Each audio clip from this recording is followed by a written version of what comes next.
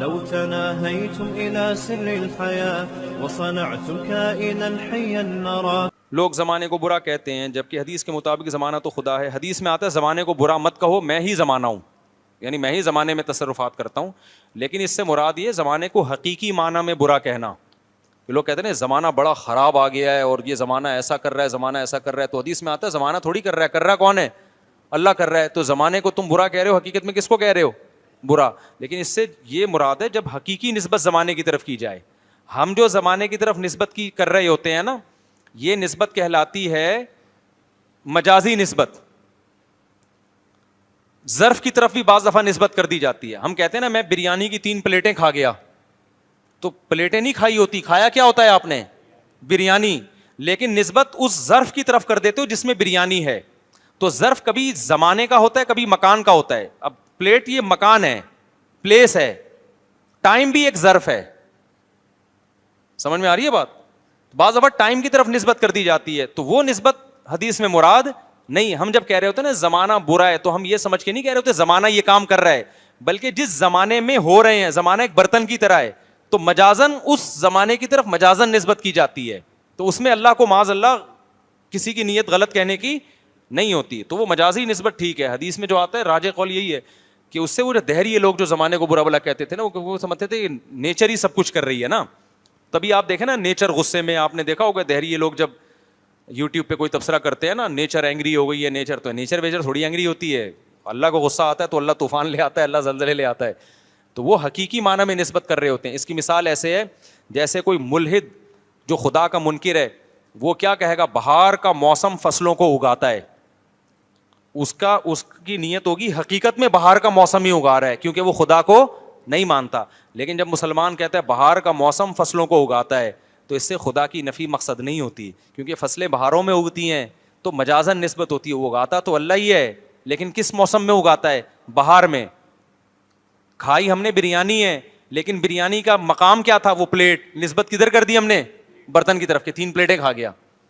تو یہاں جب توحید پرست انسان جب نسبت کرتا ہے بہار نے یہ کام کیا، خزاں نے یہ کام کیا، تو وہ نسبت مجازی ہوتی ہے. سمجھتے ہو؟ موت کے فرشتہ بندے کو موت دے دی، حالانکہ قرآن کہہ رہا ہے موت کون دیتا ہے؟ کہتے ہیں ڈاکٹر نے مارا ہے بندہ، جبکہ اللہ کہہ رہا ہے زندگی بھی میں دیتا ہوں، موت بھی میں دیتا ہوں. تو پھر ہم کیوں کہتے ہیں ڈاکٹر نے مارا ہے؟ بھائی ذریعہ کون بنا ہے؟ وہ ہم نے بچپن میں ایک واقعہ سنا تھا، وہ واقعہ کو مستند نہیں، اس سے سبق بڑا صحیح ملتا ہے.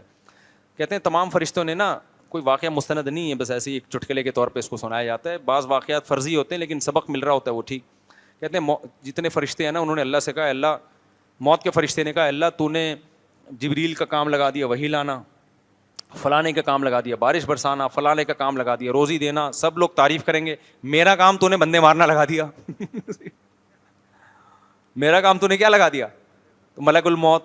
تو جب بھی میرا تبصرہ آئے گا تو اچھا تبصرہ نہیں ہوگا. تو کہتے ہیں اللہ میاں نے کہا بھائی میں ذریعہ کسی اور چیز کو بناؤں گا، روح تو نکالے گا، لیکن ذریعہ کیا چیز بنے گی؟ ایکسیڈنٹ، گولی سے مار دیا، زہر کھا لیا، تو لوگ نسبت ازر کریں گے، تیری طرف کوئی نسبت نہیں کرے گا. لوگ کہیں گے ٹرک کو چل کے چلا گیا، ٹرک نے مارا ہے. لوگ کہیں گے جی کتے نے کاٹا، کراچی میں تو اب اس طرح بھی بہت لوگ مر رہے ہیں.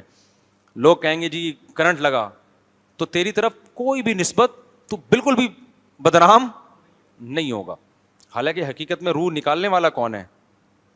وہ تو موت کا فرشتہ ہے، وہ آ کے کھینچتا ہے روح کو تب نکلتی ہے، ورنہ نہیں کھینچے تو نہیں نکلے گی. ذریعہ تو ظاہر ہے دنیا تو اللہ نے اسباب کے ساتھ جوڑ دی ہے نا، تو اسباب تو یہ کرنٹ لگنا. اور بعض دفعہ یہ بھی ہوتا ہے کہ کرنٹ لگنے والا نہیں تو فرشتہ آ کے چپکا کے چلا جاتا ہے آپ کو. ٹھیک ہے نا، ادھر تیری موت کا وقت آ گیا ہے. ہوتا ہے ایسا. بعض دفعہ فرشتہ بچاتا بھی ہے، قرآن سے ثابت ہے. حادثہ ہونے والا ہوتا ہے، کوئی لاشعوری طاقت آپ کو بچا لیتی ہے. مجھے یاد ہے ایک دفعہ میں جو ہے نا واش روم میں گیلے پاؤں کھڑا ہوا تھا اور برہنہ تار لٹک رہی تھی، ٹھیک ٹھاک کرنٹ تھا اس کے اندر. پتہ نہیں میں اس کے قریب گیا ہوں اور میرا ہاتھ تھوڑا سا لگا ہے، مجھے ایسا لگا غیبی طاقت نے مجھے دھکا دیا ہے. تو ہو سکتا ہے میرا وہم بھی ہو، میرا وہم ہو یہ، لیکن قرآن سے اتنی بات ثابت ہے کہ فرشتے انسان کی حفاظت کا بعض دفعہ ذریعہ بن جاتے ہیں. کوئی حادثہ ہونے والا ہوتا ہے، کوئی غیبی طاقت آپ کو ہٹا دیتی ہے، اور بعض دفعہ حادثہ نہیں ہونے والا ہوتا ہے، غیبی طاقت آپ کو چپکا دیتی ہے جا کے. ٹھیک ہے نا، آپ جا کدھر کو رہے ہوتے ہیں، فرشتہ دل میں ڈالتا ہے کہ ادھر ٹن مار ذرا، ادھر ایک تار لٹکی ہے، ادھر اس کو چیک کر کیسی ہے وہ. آپ کو خام خامے نہ کچھ لینا نہ دینا اس تار سے, آپ چیک کر رہے ہو کہ کرنٹ آ رہا ہے کہ نہیں آ رہا. ایسے بھی بیوقوف لوگ ہم نے دیکھے ہیں.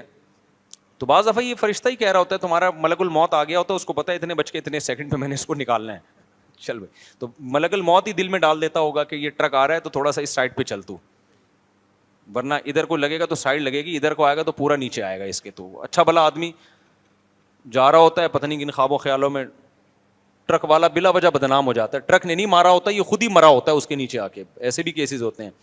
تو نسبت بہرحال فرشتے کی طرف نہیں کی جاتی. تو یہ نسبتیں مجازی ہوتی ہیں, حقیقی نسبتیں نہیں ہوتی.